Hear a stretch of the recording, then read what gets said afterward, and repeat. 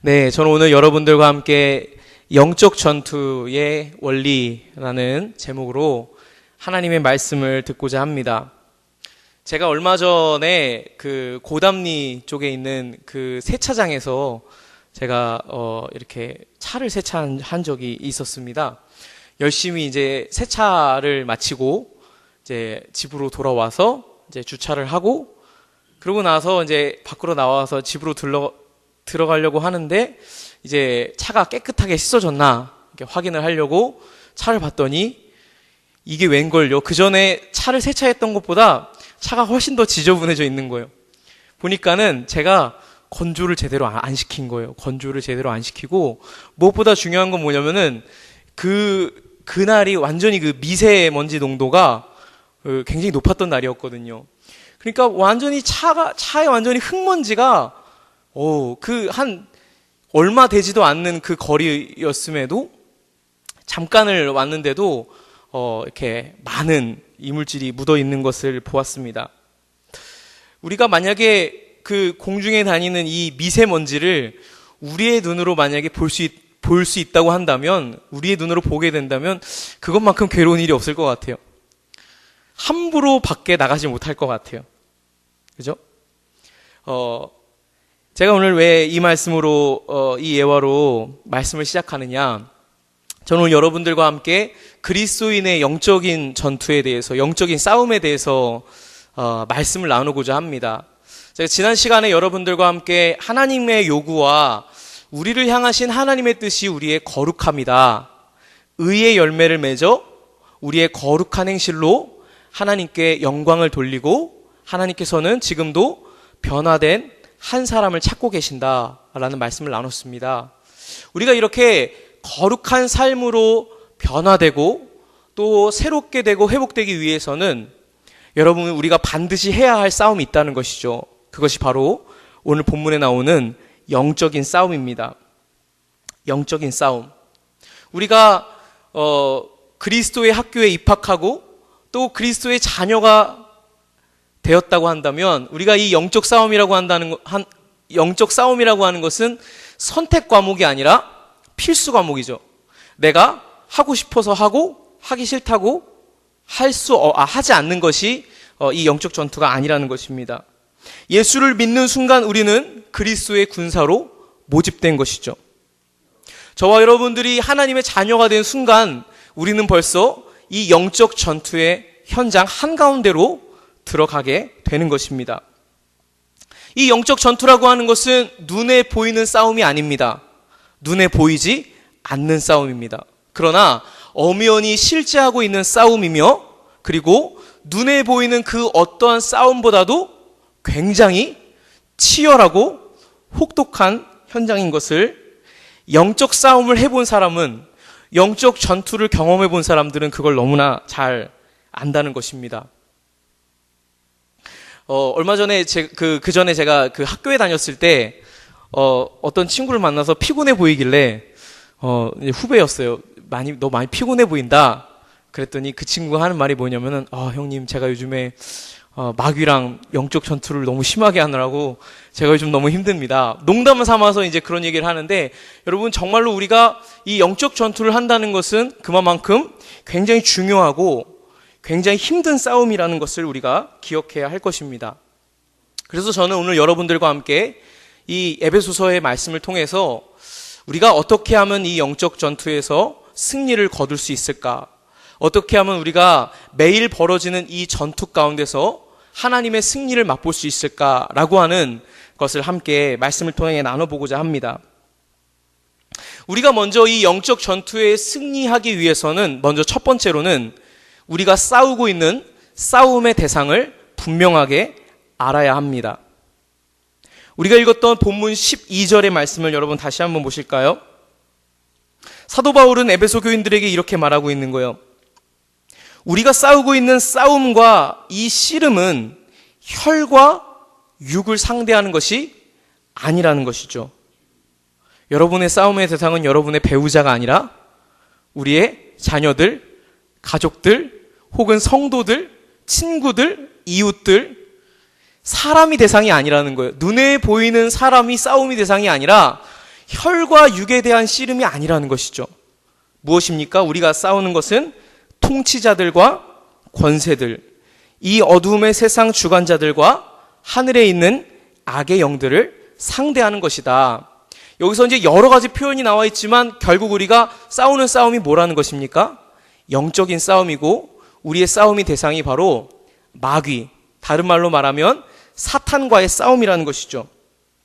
그래서 우리가 싸워야 할 대상을 반드시 인식해야 돼요. 여러분, 군에 입대하게 되면 군대에서 제일 먼저 하는 게 뭔지 아십니까? 제가 이제 얼마 뒤에도 이제 그 남은 예비군 훈련을 받으러 가야 되는데, 예비군 훈련을 받으러 가도 그 짧은 시간 동안에 꼭 하는 훈련이 있어요. 그게 바로 제가 그토록 좋아하는 정신교육이에요. 왜냐하면 앉아서 하는 거니까 앉아서 그냥 보다가 졸다가 할 수 있거든요. 정신교육을 왜 합니까? 대한민국의 주적은 누구냐? 여러분, 대한민국의 주적이 누군지 아십니까?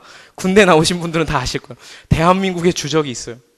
그러니까 우리가 정말로 상대해야 되는, 우리가 정말로 싸워야 하는 주적, 우리에게 싸움을 걸어오고 우리가 싸워야 할 주된 대상은 누구냐라고 하는 이 대상을 반드시 인식해야 된다는 거예요. 이것이 영적 전투에도 실제적으로 동일합니다. 우리가 싸워야 하는 대상을 우리가 반드시 직시하고 그것을 깨닫고 그것을 똑바로 우리의 시선을 고정해야 하는 것입니다. 지피지기면 백정백승이다. 그죠? 적을 알고 나를 알면 100번 싸워서 100번 이긴다. 이런 말입니다. 그만큼 적을 아는 것, 대적이 누구 있는지, 나에게 시비를 걸어오고 내가 씨름하는 이 대상이 누구인지를 파악하고 조사하고 그것에 대해서 깨닫는 것은 너무나 중요하다는 것입니다. 여러분, 현대 사회에 오게 되면서 우리는 이 마귀나 이 귀신이라는 주제들에 대해서 그냥 단지 재미있는 이야기거리, 흥미거리로 우리가 생각하곤 합니다. 그래서 하나님은 과연 존재하는가라고 사람들은 묻지만 과연 마귀도 존재하는가? 이런 부분에 대해서 잘 생각하지 않는다는 것입니다. 반대로 말하면 뭐냐면 이 사탄 마귀의 전략이라는 것은 무엇이냐면 자신의 존재를 가리우고 자신의 존재를 숨기우는 거죠. 그 나라들과의 싸움에서 서로 간의 싸움에 대해서 중요한 거는 뭐냐면 정보전이에요. 정보전. 적에게 나를 들키지 않는 게 참 중요해요. 적에게 나의 위치와 정체를 들키지 않는 것이 중요하죠. 여러분, 우리가 매일의 삶 속에서 싸움이 있어요. 그런데 마귀는요, 절대로 내가 마귀다 이렇게 하면서 우리에게 싸움을 걸어오지 않는다는 것이에요. 그것이 어떤 환경을 통해서, 사람을 통해서, 어떠한 이야기를 통해서, 사건을 통해서 우리에게 그 싸움이 다가오지만 그 싸움을 걸고 그 싸움의 실체에 대하여는 이 마귀가 절대적으로 그것을 숨기고 가리우게 한다는 거예요. 자기의 존재를 숨기는 것이 마귀의 첫 번째 전략입니다. 그래서 우리는 먼저 성경이 마귀에게 대해서 어떻게 이야기하는지 그것에 대해서 우리는 알아야 하는데요. 어떤 친구가 저에게 찾아와서 초등학교 4학년짜리 친구가 물어보더라고요. 전도사님, 하나님이 마귀를 만드신 거예요? 마귀는 도대체 어떻게 생겨난 거예요? 그런 얘기를 하더라고요. 여러분, 하나님이 마귀를 만드신 걸까요? 아니면 마귀가 하나님이 만들지 않았는데 어떻게 해서 스스로 생겨나게 된 걸까요? 거기에 대해서는 사실은 많은 질문이 있었습니다. 교회사에서 많은 그런 질문들이 있었는데 전통적인 이 어떤 기독교적인 이해를 보면 이 마귀라고 하는 것은 타락한 천사로 우리가 대부분 이해를 합니다. 그래서 에스겔 28장에도 언급이 되어 있고 그리고 이사야 14장에도 언급이 되어 있는데 그가 원래 하나님의 동산의 그룹이었고 천사였다는 거예요. 그룹이었고 정말로 빛나는 존재였다는 거죠. 그런데 그에게 있었던 영화와 아름다움과 지혜로움을 하나님께서 주신 것인데 그것을 어느 순간에 착각하여서 자기가 하나님처럼 교만하여졌다는 거예요. 그래서 하늘에서 쫓겨난 대상, 그것이 바로 마귀라고 성경은 우리에게 그렇게 이야기합니다. 요한계시록 12장에 보면 하늘에 전쟁이 있습니다. 천사와 큰 용과의 싸움입니다. 이 큰 용이 바로 옛 뱀, 마귀, 사탄, 우리를 참소하는 그 바로 마귀라는 것이죠. 큰 용과 천사들과의 싸움에서 비로소 이 큰 용이 내쫓기게 됩니다. 근데 이 내쫓기는 시점을 보면은 여자에게서 낳은 아이가 하나님 보좌 우편으로 들려 올려질 때에 이 큰 용이 내어 쫓기게 됩니다. 그러니까 예수님께서 십자가에서 영광을 보시고 하늘로 승천하시고 하나님 보좌 우편에 모든 이름 위에 뛰어난 이름으로 앉으실 때에 하늘에서의 영적 전투가 이미 끝나버렸다는 거예요. 마귀가 하늘에서 이제 자기의 자리를 더 이상 얻지 못하고 빼앗기게 되어서 이 땅으로 내려오게 되었다는 것입니다. 그래서 저희가 잘 아는 요한일서 3장 8절의 말씀에 보면은 하나님의 아들이 나타나신 것은 마귀의 일을 멸하려 하심이다. 이렇게 나와 있습니다. 여러분, 우리가 구약 성경 욥기 그리고 열왕기상에 이 미가야라고 하는 선지자가 하는 이야기를 들어보면요, 구약 시대에 보면 이제 어떤 일이 있냐면은 하늘에 있는 천상 회의에서 사탄이 와서 하나님의 자녀들에 대하여 혹은 세상에 대해서 참소하는 악한 영들에 대해서 우리가 보게 됩니다. 그러나 이제 우리가 예수 그리스도의 시대, 즉 십자가를 통한 완전한 구원이 이루어진 시대로부터 우리는 더 이상 이제 하늘에서 그러한 참소가 하나님께 직접적으로 거론되지 않는다는 것을 우리가 믿고 있습니다. 그래서 예수님께서 제자들에게 기도를 가르쳐 주셨을 때에 뭐라고 말씀하시죠? 나라의 임하옵시며 뜻이 하늘에서 이루어진 것 같이. 하늘에서는 어떻게 됐습니까? 뜻이 이루어진 거죠. 뜻이 이루어졌다는 것은 무엇입니까? 하나님 아버지의 온전하신 통치와 다스림과 권세가 실현되었다는 거예요. 악이 전혀 없다는 거예요. 하늘에 이미 이루어진 뜻이 이 땅에서도 이루어지이다. 이 땅에서 이루어진다는 것은 이 땅에서는 이미 이루어졌다는 겁니까? 아니면 아직 이루어지지 않았다는 겁니까? 후자죠. 이미가 아니라 하늘에서는 이미 이루어졌는데 아직 이 땅에서는 이루어지지 않았다는 말이죠.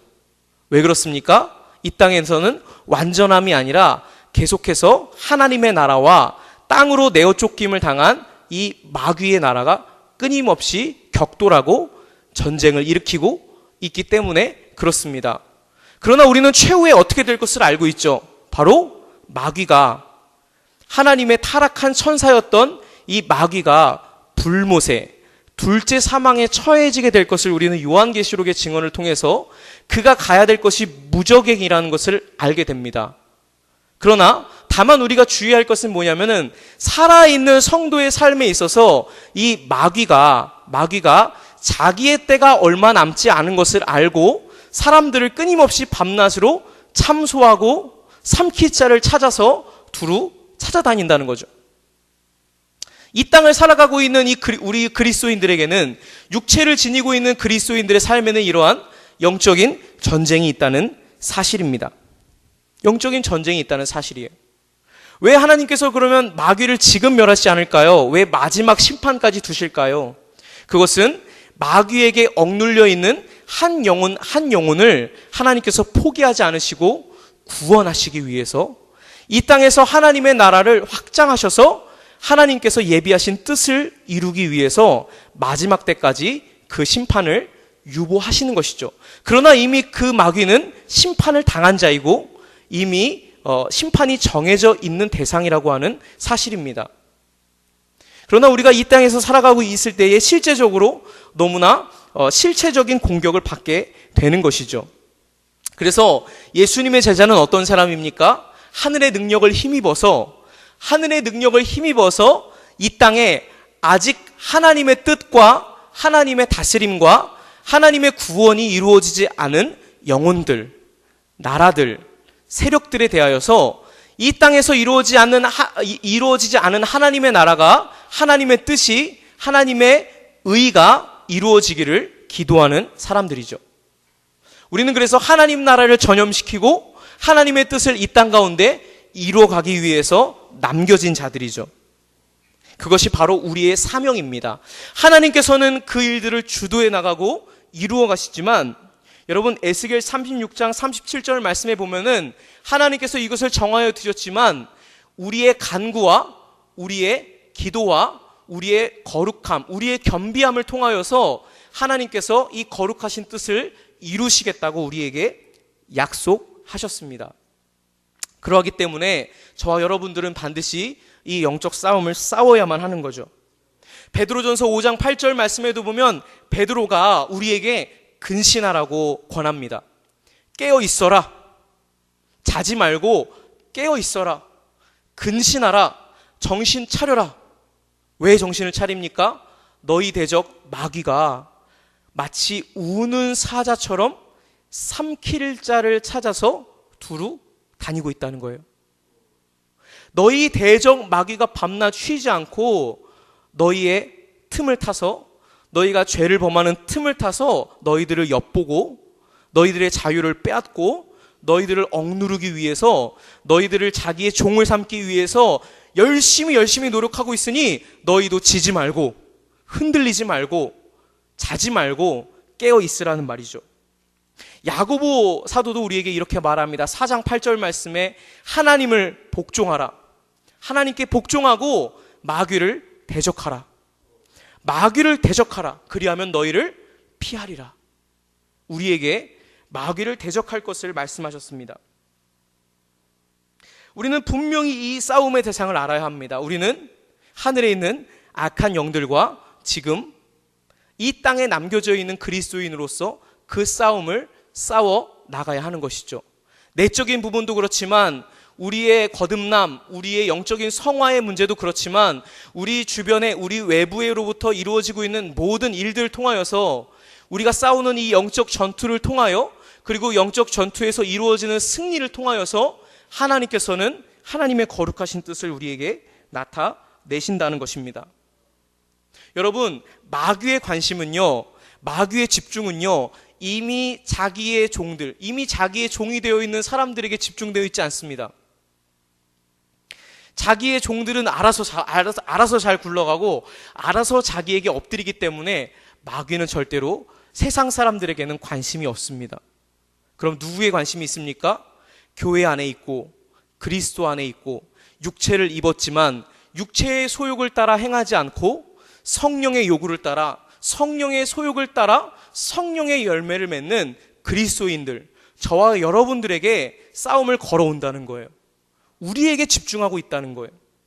그러므로 우리가 영적 싸움을 반드시 이해하고 싸워야 할 필요가 여기에 있다는 사실입니다. 점점 마지막 때가 가까울수록 마귀의 전략은 고도화되어 가고 마귀의 전략은 더욱더 치밀해져 갑니다.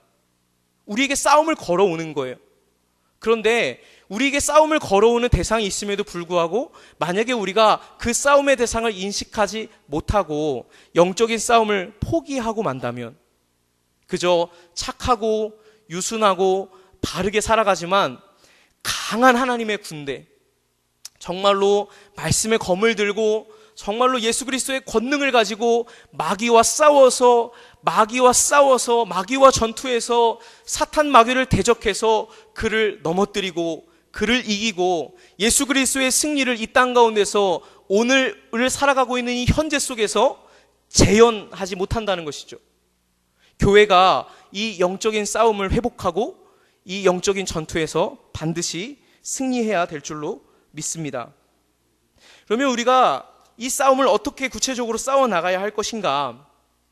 여러분, 싸움에서 중요한 것이 두 가지의 원리가 있습니다.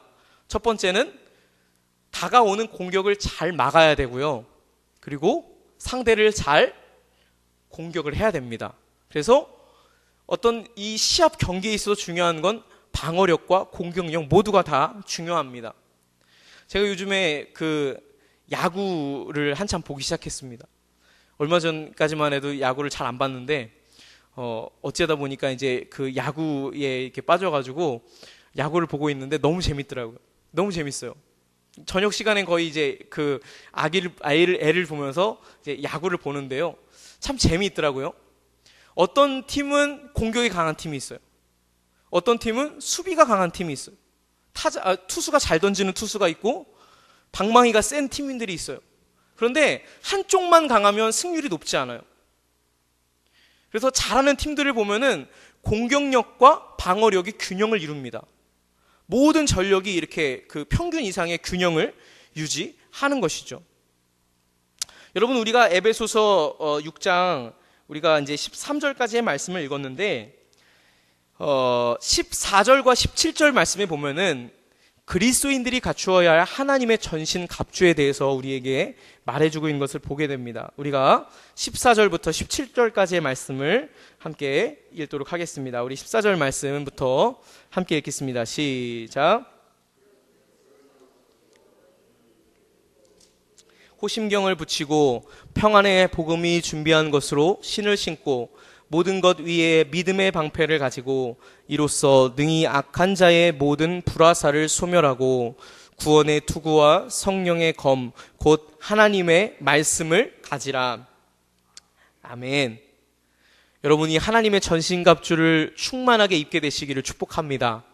이 하나님의 전신갑주, 하나님께서 예비하시고 하나님께서 우리에게 주시기 원하시는 이 6가지 무기를 여러분 모두 다 착용하시기를 주님의 이름으로 축복합니다. 6가지 무기가 나오는데요. 무엇이 나오느냐? 여러분, 무엇이 나옵니까? 진리의 허리띠, 의의 호심경. 우리가 이제 개역 한글 번역에서는 흉배라고 나오죠. 의의 흉배. 그 다음에 평안의 복음의 신발, 믿음의 방패, 구원의 투구, 성령의 검. 6가지의 무기가 우리에게 나옵니다. 6가지 무기가 이렇게 소개되는데 사실 이거 하나하나가 의미를 가지고 있는데 저는 오늘 여러분들과 함께 2가지 부분만 좀 나눠보려고 합니다. 16절 말씀에 보면 이 모든 것 위에 너희들이 믿음의 방패를 가져야 한다 이렇게 말하죠. 모든 것 위에 믿음의 방패를 가져야 한다. 왜 여기서 믿음의 방패의 이름이 믿음의 방패일까요? 뒤에서 이런 이제 부연 설명이 나옵니다. 이로써 능히 악한 자의 모든 불화살을 소멸하고. 그게 무슨 판타지 영화를 보는 것 같지 않습니까? 악한 자가 불화살을 던지고 믿음의 방패를 가진 성도가 그 불화살을 다 막는 거예요. 불화살을 막 여기저기서 쏘아대는 그 불화살을 다 막는 거예요. 여기서 우리가 불화살을 여러 가지 의미로 이해할 수가 있겠죠. 그런데 여러분, 우리가 믿음의 반대말이 뭐죠? 믿음의 방패라고 그랬잖아요. 믿음의 반대말은 무엇입니까? 불신이죠. 의심이죠. 여러분, 악한 자가 우리에게 쏘아대는 불화살은 무엇입니까? 우리로 하여금 하나님의 약속과 하나님에 대한 믿음을 불신하게 만들고 하나님을 향하여 우리가 오해하고 의심하게 만든다는 것이죠. 이 화살이 우리 몸 안에 닿게 되면, 박히게 되면요, 이 상처는 독처럼 우리 몸 전체에 스며들게 됩니다. 우리는 결국 불신한 가운데 처해지게 되는 것이죠. 여러분, 믿음의 방패를 가진 성도, 믿음의 방패를 가졌다라고 하는 것은 무슨 말입니까? 저는 2가지를 여러분과 함께 나누고자 해요. 우리가 가져야 할 믿음의 방패.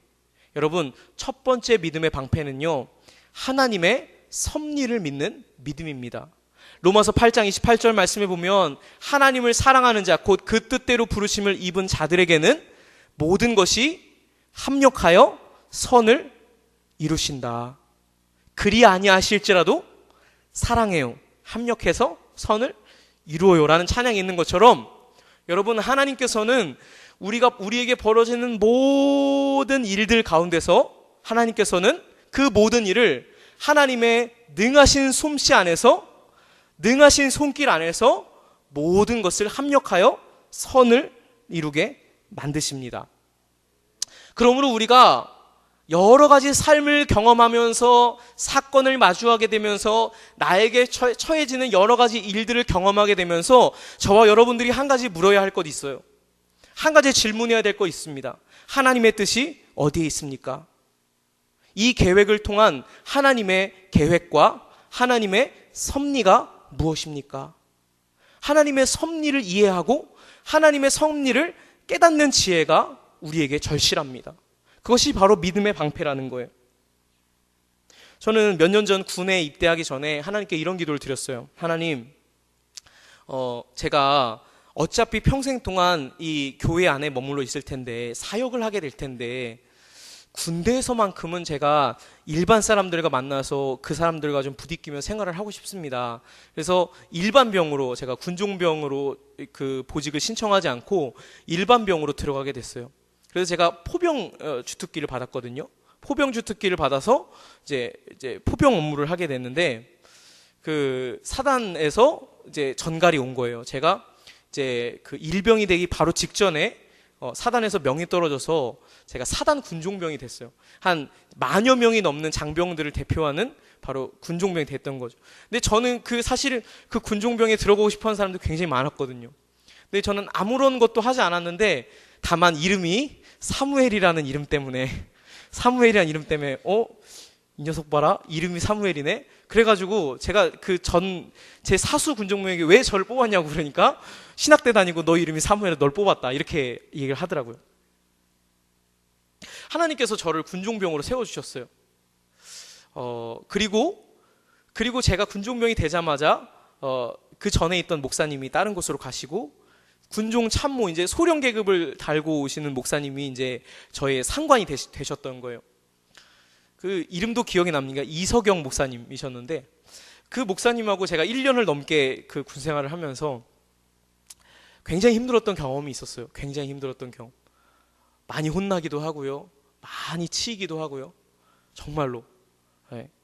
정말로 혼이 정말 많이 났던 것 같아요. 잘 못한다고 혼이 나면서 여러 가지, 목사님이지만 저희 목사님 굉장히 인격적인 분이세요. 그 목사님 비하면 얼마나 제게 인격적인 모독을 하시던지, 막 저희 너 부모님이 누구시냐? 네 부모님이 널 어떻게 길렀길래 너가 이 모양 이 꼴밖에 못하느냐? 이렇게 하면서 굉장히 제 인격에 상처가 되는 그런 말들을 막 하시는 거예요. 그때 당시만 해도 그 너무나 여린 가슴에 그게 너무 힘들었던 거예요.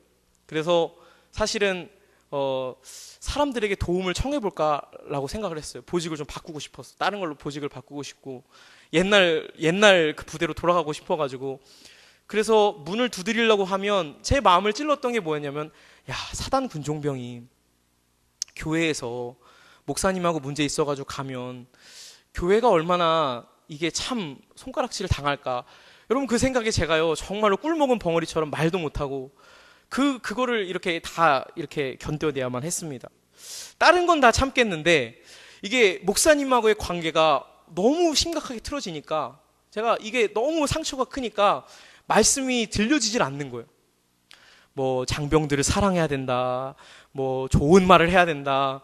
제 귀에 들리겠습니까? 제가 그분의 삶을 너무나 잘 알고 있는데, 너무나 훌륭하신 분이셨는데 그 당시만 해도 그게 너무나 힘들었던 거예요. 그래서 제가 항상 기도했던 게 그런 거였어요. 왜 하나님 저에게 이런 분을 만나게 해주셨어요? 저 너무 힘들어요. 왜요 하나님? 계속 하나님에게 섭리를 물었어요. 그런데 이제 전역하고 이제 제대하고 나서 이제 가게 된 사역지, 이제 사역을 하게 되면서 하나님의 섭리에 대해서 조금씩 제가 이해했던 것 같아요. 거기에서 이런 그 사람들을 대하고 또 이렇게 업무를 진행하고, 참 되돌아보니까 제가 참 모르고 있었더라고요. 혼이 날 수밖에 없었더라고요.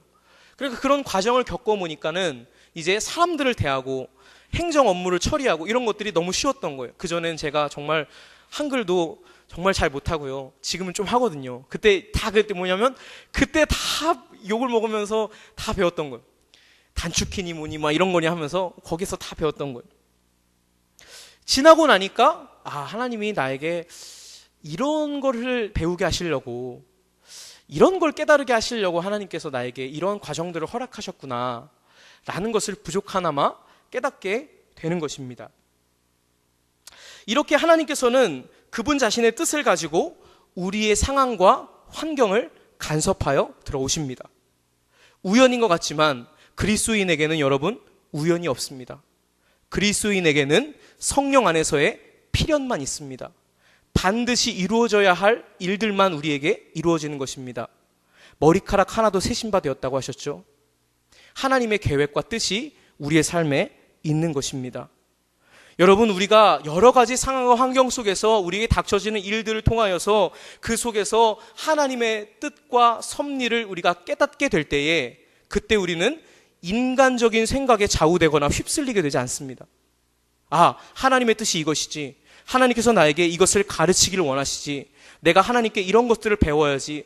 그렇게 하면서 우리의 마음을 추스리고 믿음을 지킬 수 있다는 사실입니다. 여러분 모두가 하나님의 섭리를 묻고 하나님의 뜻을 발견하고 그 안에 거하는 여러분 되시기를 축복합니다.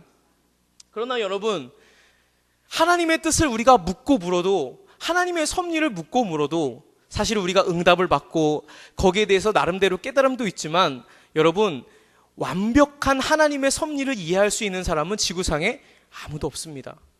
그렇기 때문에 여러분, 우리가 하나님의 뜻이 이거다라고 단언하는 것은 결코 우리에게 위험하고 해로운 일입니다. 우리가 하나님의 뜻을 알기에는 한계가 있다는 사실입니다. 여러분, 세월호, 여러분 이런 사건을 보면서 하나님의 뜻은 이거야, 하나님의 뜻은 저거야, 우리가 한마디로 정의할 수 있겠습니까? 그 어떠한 선지자도 100% 하나님의 섭리를 이해할 수가 없습니다. 하나님 얼굴을 뵙기 전까지는 그것을 알 수가 없는 겁니다. 여러분, 며칠 전에도 네팔에서도 안타까운 인명사고가 일어났잖아요. 그런 것들을 우리가 이해하고 바라볼 때에 우리의 좁은 눈과 식견으로, 우리의 짧은 지식으로 하나님의 섭리를 이해한다는 건 너무나 어려운 거예요. 그렇기 때문에 우리에게 두 번째 믿음이 필요합니다. 우리는 첫 번째로는 하나님의 섭리를 깨닫고 그것을 묻는 지혜, 그것을 깨닫는, 하나님의 뜻을 깨닫는 지혜가 필요하지만, 여러분, 그 믿음을 넘어서, 하나님의 섭리를 넘어서 하나님의 성품을 믿는 믿음이 우리에게 필요합니다. 하나님의 성품. 성경에서 말하고 있는 하나님은 이런 분이셔, 하나님은 이런 분이셔, 하나님은 나에게 좋은 것을 주셔, 하나님은 나에게 선한 하나님이셔, 하나님은 완전하셔. 하나님의 성품을 우리가 수용하는 거예요. 그리고 그분 앞에 엎드리고 복종하는 것이죠. 여러분, 구약의 욥이라는 인물을 보게 되면요, 욥은요, 우리가 1장과 2장에서 욥의 밝은 면만을 바라보지만 3장 이후부터 이제 그 30장 중반부에 이를 때까지 욥과 욥의 세 친구와의 기나긴 대화가 벌어지는 장면을 우리가 보게 됩니다. 거기에서 욥과 욥의 친구들이 다뤘던 주제는 뭐였냐면, 이 욥에게 당한 이 고난의 이유가 뭔가. 욥은 이게 너무나 어려운 거예요. 뭐가 어렵느냐? 내가 잘못한 게 없는 것 같은데, 내가 하나님 앞에 나름대로 의롭고 정직하게 살았던 것 같은데 왜 나에게 이런 시련이 있지? 왜 나에게 이런 헤아릴 수 없는 고난이 나에게 닥쳐왔지? 그리고 욥의 친구들은 뭐라고 이해하냐면, 너가 어떻게 하나님께 범죄하지 않았는데 하나님이 너를 치실 수 있겠냐는 거예요. 그래서 욥의 세 친구들과 욥과 계속 감론을박이 벌어지는 거예요. 하나님은 이런 분이야? 아니야, 하나님은 이런 분이야? 아니야, 하나님은 이런 섭리 때문에 너에게 이러신 거야? 아니야, 그게 아니야. 하나님의 계획은 어디에 있는 거야 도대체? 이러면서 하나님의 뜻과 계획에 대해서 계속해서 인생들이 물음표를 던집니다. 물음표를 던져요. 그 다음에 이제 엘리후라는 새로운 사람이 나와서 화제를 전환시킨 다음에, 여러분 욥기 38장에 보면은 이제 여호와께서, 하나님께서 욥에게 오셔서 직접적으로 말씀을 주세요. 직접적으로 말씀을 주시는데 뭐라고 표현되어 있냐면 이렇게 나와 있어요. 여호와께서 폭풍우 가운데 욥에게 말씀하신다, 이렇게 나와 있어요. 하나님께서 욥에게 하신 말 첫 마디 이거예요. 무지한 말로 이치를 가리는 너는 누구냐? 너는 대장부처럼 허리를 묶고 내가 너에게 대답하는 말에 너는 그 질문에 대해서 너는 대답하라. 내가 너에게 던지는 질문에 대해서 대답하라. 여러분, 하나님께서 욥에게 던졌던 질문은 이런 거였어요. 내가 하늘을 펼 때 너는 어디 있었냐? 내가 바다의 물을, 세상의 물을 한 곳으로 모이게 할 때에 과연 너는 어디에 있었느냐? 너가 바다의 깊은 곳들을 들어가 봤느냐? 너가 이 세상 만물의 이치를 아느냐? 너가 별자리들을 시시각각으로 너가 묶어낼 수 있고, 그리고 별자리들을 너가 운반할 수 있느냐? 내가 운반할 때에 너는 어디에 있었느냐? 계속해서 창조의 섭리에 대해서, 세상의 질서에 대해서 하나님께서는 욥에게 물어보세요. 정말로요, 끊임없이 물어보세요. 끊임없이. 정말로 폭풍우처럼 물어보세요. 폭풍처럼 막 몰아붙이시면서 욥에게 물어봐요. 그래서 말씀을 묵상하면서 마치 욥은 어떤 사람이냐면, 권투 선수들이 막 그 린치 당해가지고 막 펀치를 수십 대 수백 대 얻어맞는 것처럼 하나님의 말씀을 막 얻어맞는 거예요. 욥이 막 하나님, 내가 이거 했을 때 너는 어디에 있었느냐? 너는 한번 대답해봐라. 너는 나보다 더 지혜가 있느냐? 너는 나보다 선하느냐? 나보다 의롭느냐? 계속 하나님께서 말씀하시는 거예요. 욥은 그렇게 몇 장에 걸쳐서 그 질문을 당하게 돼요. 그리고 나서 욥이 했던 고백은 무엇입니까? 나는 그동안 어리석은 사람이었다는 거예요. 나는 그동안 귀로 하나님의 말씀을 듣기만 했다는 거예요. 귀로 들었던 신앙이었다는 거예요. 그러나 이제 나는 눈으로 보고 내가 스스로 내 말을 거두어 드리고 제 가운데 내가 회개합니다. 하나님. 하나님의 뜻을 이해할 수 없었을 때에 그저 하나님 자신을 욥이 그냥 받아들였던 거예요. 나보다 크신 하나님, 나보다 지혜로우신 하나님, 우리보다 비교할 수 없이 강하신 하나님, 능하신 하나님, 높으신 하나님, 광대하신 하나님, 위대하신 하나님 고백하면서 그 앞에 꼬꾸라졌던 거죠. 꼬꾸라졌던 거예요. 하나님의 섭리를 알지 못하고 방황하는 우리에게 하나님의 뜻이 어디에 있습니까? 여러분 물어보잖아요. 하나님께 묻잖아요. 하나님의 뜻이 어디에 있습니까? 라고 하나님께 질문할 때에, 기도할 때에 하나님의 대답이 이거라는 거예요. 나는 하나님이고 너는 인생이야. 나는 창조주이고 나는 조물주이고 너는 피조물이야. 나는 토기장이고 너는 진흙이야. 그게 하나님의 대답이라는 거예요.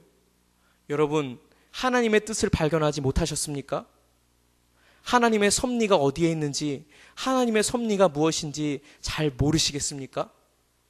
그렇다면 이렇게 고백하십시오. 아, 크신 하나님, 그 가운데 있는 너무나 작은 나, 티끌과도 같은 나, 아, 지혜로우신 하나님, 아, 강하신 하나님, 나보다 높은 곳에 계시는 하나님, 욥이 고백한 하나님, 욥이 믿었던 하나님, 하나님의 성품을 그대로 수용하고 하나님을 있는 그대로 받아들이고 그 하나님을 그저 바라보며 나갔던 그 욥의 믿음이 바로 우리의 믿음 되기를 간절히 축복합니다. 믿음의 방패, 여러분에게 두 가지를 말씀드렸습니다. 하나님의 섭리를 믿는 믿음과 하나님의 성품을 믿는 믿음. 이 두 가지가 우리에게 절대적인 신뢰로서 자리 잡고 있을 때에 마귀가 주는 의심, 두려움, 걱정, 불안, 우리에게 다가올 수 없다는 거예요. 우리를 찌를 수 없다는 거예요. 우리의 마음을 괴롭힐 수 없다는 거예요. 믿음의 방패로 모두 다 막아쳐내야 한다는 것입니다. 여러분 모두가 이 충만한 믿음의 방패를 소유하시기를 바랍니다. 여러분, 우리가 공격할 검이 있습니다. 마지막은 성령의 검에 대해서 여러분과 이야기하고 싶습니다. 성령의 검은 무엇이라고 소개되고 있습니까? 하나님의 말씀입니다. 말씀은 살아있는 영혼의 칼이며 영혼의 무기입니다. 여러분, 이것은 우리의 심령을 찌르고 우리의 심령을 찔러 쪼개고 우리의 심령을 정말로 변화시킬 능력이 있을 뿐만이 아니라 마귀의 나라의 심장부를 가격하는 놀라운 능력을 가진다는 사실입니다. 하나님의 말씀이 선포될 때 마귀는 떠나갑니다. 여러분, 지금도 하나님의 참되신 말씀이 있는 그곳에 하나님의 나라가 임하고 마귀의 일이 멸한다는 사실입니다. 여러분, 그래서 우리가 기도하고 찬양할 때에 말씀 안에서 기도하고 말씀을 의지해서 기도하고 말씀 가운데서 우리가 찬양하는 것 너무 중요합니다. 말씀과 기도와 찬양, 주의 나라와 주의 능력이 그 가운데 임하게 됨을 믿습니다. 하나님의 말씀이 우리 가운데 들려질 때에 모든 묶임과 속박이 끊어지게 된다는 사실입니다. 여러분, 마귀가 가장 두려워하는 것이 무엇입니까? 하나님의 말씀이죠. 그리고 하나님의 말씀을 살아내는 신앙인의 삶, 거룩한 삶, 가장 마귀가 두려워하는 것입니다. 여러분, 사도행전의 말씀에 보면 이 사도 바울이 얼마나 이 능력 있는 사역을 펼쳤냐면요, 바울의 손수건이나 앞치마나 이 바울의 그 소지품을 병든 사람이나 악귀 들린 사람들에게 전해주면요, 병든 사람이 일어나고 악귀가 막 떠나가는 거예요. 그러니까 이게 너무나 신기했는지 육의 사람들이 그걸 시험한 거예요. 스게와의 7 제사장, 스게와의 7 아들들이 이 악귀 들린 사람에게 이렇게 말하는 거예요. 내가 주 예수 그리스도의 이름으로 명하노니, 바울이 전파하는 예수의 이름으로 명하노니 너는 떠나갈지어다, 이렇게 기도를 한 거예요. 근데 악귀 들린 사람이 뭐라고 대답한 줄 아십니까? 이 대답이 너무, 여러분 잘 아시죠? 너무나 걸작이에요. 내가 예수님도 알고 사도 바울도 아는데 너는 누구냐? 너넨 누구냐? 너넨 어디서 굴러온 사람들이냐? 난 너네를 모른다. 그러면서 그들을 결박하지 않습니까? 마귀가 가장 두려워하는 대상은 무엇입니까? 예수님이시죠. 여러분 믿으십니까? 마귀가 가장 두려워하는 대상은 주 예수님이십니다. 그리고 주 예수님 안에 거하는 성도입니다. 여러분, 성도가 예수님 바깥에 거할 때 그것은 마귀의 밥이 되고 마귀의 발밑에 거하는 사람이 되지만, 마귀의 종이 되지만, 마귀에 이끌려 다니는 사람이 되지만, 여러분, 성도가 온전히 예수님 안에 거할 때 그 말씀이 내 안에 거하고 그 말씀이 우리 가운데 이루어질 때에 마귀는 성도 앞에서 벌벌 떤다는 거예요. 성도의 자격 때문에 떠는 게 아니라 예수 그리스도, 그가 모시고 있는 예수님 때문에, 말씀 때문에 그 가운데서 꼬꾸라진다는 거예요. 그의 말씀에 순종할 수밖에 없게 된다는 사실입니다. 마귀가 가장 두려워하는 대상은 예수님이고 예수님의 사람들입니다. 마귀가 가장 두려워하는 대상은 누구십니까? 무엇입니까? 말씀에 순종하여서 서로 사랑하는 성도들, 말씀에 순종하여 깨어 기도하는 성도들, 말씀에 이끌려서 찬양하고 예배하는 성도들, 말씀에 이끌려서 깊은 곳에 나아가 그물을 던지는 그러한 복된 성도들 가운데 마귀의 일이 멸하여지고 하나님의 뜻이 선포되어진다는 사실입니다. 말씀의 검을, 성령의 검을, 하나님의 말씀의 검을 소유하는 여러분 되시기를 주님의 이름으로 간절히 축복합니다. 기도하겠습니다. 참 좋으신 아버지 하나님, 우리가 살아가는 이 세상 속에서 우리는 끊임없는 전투 가운데 있음을 보게 됩니다. 우리의 씨름은 혈과 육의 싸움이 아니라 보이지 않는 악한 영들과 악한 마귀의 세력들과의 싸움임을 주님, 저희들이 이 시간에 고백합니다. 아버지 하나님, 우리가 이 영적인 싸움의 한복판에 서 있는 것을 이해하고, 하나님, 사람과 다투는 것이 아니라 하나님, 우리의 싸움의 대상이 오직 우리를 참수하는 거짓 영, 악한 영을 대적하고 악한 영과만 싸우게 하여 주시옵소서. 하나님, 우리가 다른 것에 시간을 허비하지 않게 도와주시고 다른 것과 싸우지 않게 도와주시고 우리의 정서를 쏟지 말게 하여 주시고 오직 악한 영을 분별하여 그것과 싸우는 일에 매진하게 하여 주시옵소서. 믿음의 방패를 소유하기 원합니다. 굳건한 믿음을 가지고 믿음의 든든한 방패로 악한 자의 모든 공격들을 다 막아내기를 간절히 원하오니 아버지 하나님, 우리와 함께하여 주시옵소서. 하나님, 우리는 적극적으로 이 마귀의 진을 멸하고 견고한 진을 무너뜨려야 합니다. 하나님, 그것은 우리의 능으로 되는 것이 아니라 살아계신 하나님의 영으로, 살아계신 하나님의 말씀으로만 가능합니다. 주 예수님의 말씀이 임할 때에 하나님, 마귀의 세력들이 멸하고 마귀의 영이 떠나가고 모든 결박과 묶인 것들이 풀어지고 하나님의 온전한 다스림과 통치가 이루어짐을 하나님 믿습니다. 하나님, 우리 현대교회가, 더 나아가 우리 한국교회가 이 거룩한 능력을 겸비하기를 원합니다. 아버지 하나님, 거룩한 신부가 되게 하여 주시고 거룩한 그리스도의 군사가 되게 하셔서 싸움에 나가게 하여 주시며, 아버지 하나님, 그 견고한 대상들을 향하여서 하나님의 말씀을 들고 성령의 검을 들고 나가 싸우게 하시고 승리를 거두게 하여 주시고 2000년 전에 갈보리 언덕에서 나왔던, 울려 퍼졌던 승전보가 매일매일 우리의 삶에 재현되게 하여 주시고 이루게 하여 주시옵소서. 우리로 하여금 승리케 하시는 주님을 감사드리오며 예수님의 이름으로 간절히 기도하옵나이다. 아멘.